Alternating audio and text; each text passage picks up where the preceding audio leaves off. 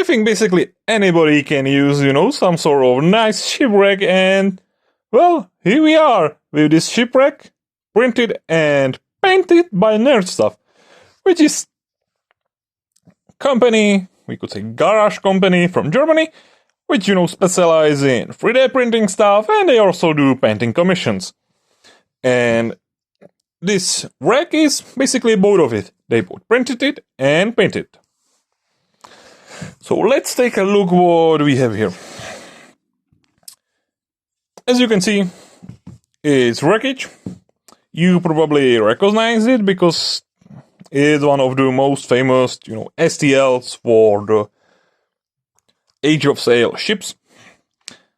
I'm not really sure, but I think it's Printable Scenery or some other guy, not really sure, which is the, designer of the kit, but I have it even in the, non-wreckage wreck size.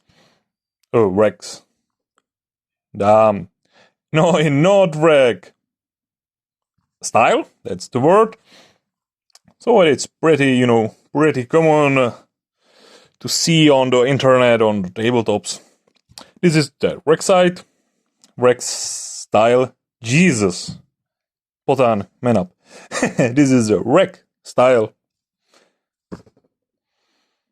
I would start over, but it doesn't really matter. Let's continue. Let's take a look at this shipwreck. As I said again, it's printed and painted both from Nerd Stuff, garage company from Germany. And to be honest, the printing quality is pretty okay, or even pretty nice. It's for 100% from the, you could say, above average or better looking 3D prints I have. And to be honest, at this point, I have,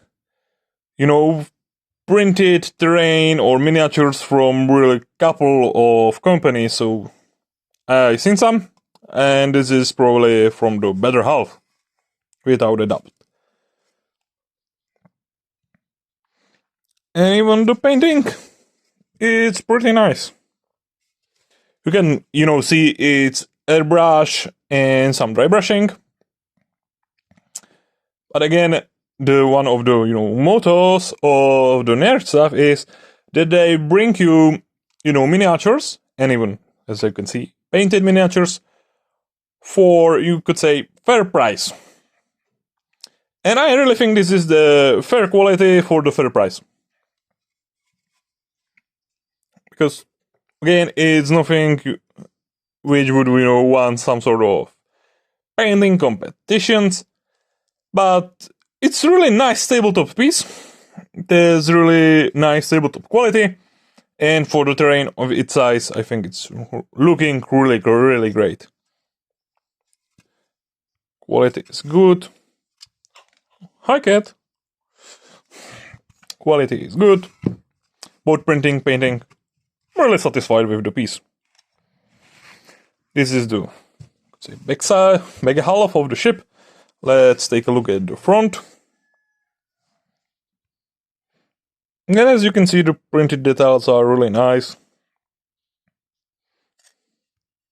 Painting is also pretty nice. And you can clearly see it's some sort of airbrush with dry brushing. So it would, couple of, I wouldn't say couple of minutes, but tens of minutes. I think it didn't take more than an hour to paint it. But again, it's pretty nice looking as tabletop piece.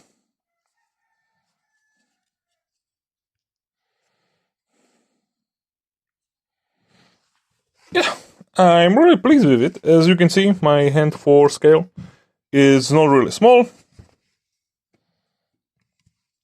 Not really sure if it's, we could say, true 28 or 156 millimeter scale, or it's more like, 20 millimeter.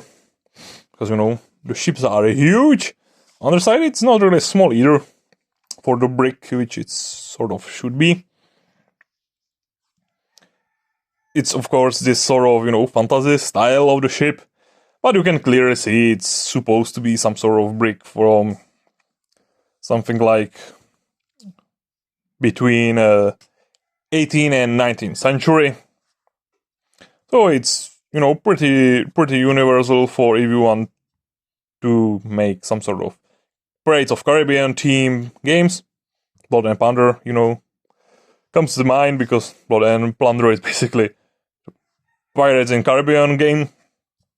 But it's also usable for something like 7 Years' War, which this is not really, you know, known for naval wargaming, but there were of course naval combat here. You can use it for American War of Independence, and you can use it even for Napoleonic Wars, which is, you know, great. These two are really popular. And as you can see, this is classic 6x4 foot table. I have this, you know, beach mat from the Playmats EU. I made unboxing a couple days ago. You can watch it. And when I sort of, you know, zoom out, it's really nice chunk of terrain on the table, so it's pretty nice. Sort of, even if it will be somewhere in the, you know, corner of the board, because it's, you know, ship, you need the beach or you need a water for it.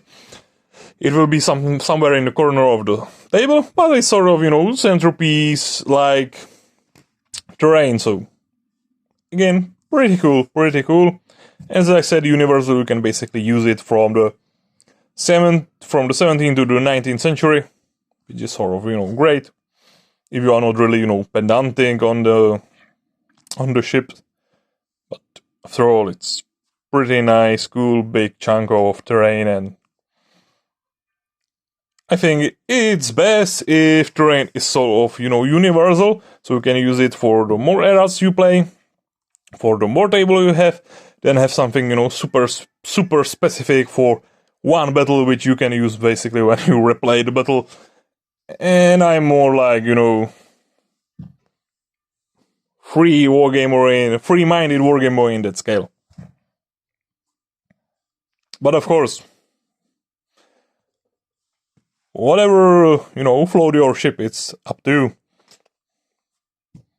So, to put it in some sort of conclusion, I think it is a great kit. The printing from Nerd Stuff is great. The tabletop level painting from them is also great. As you can see on the video, I think it looks pretty nice on the table.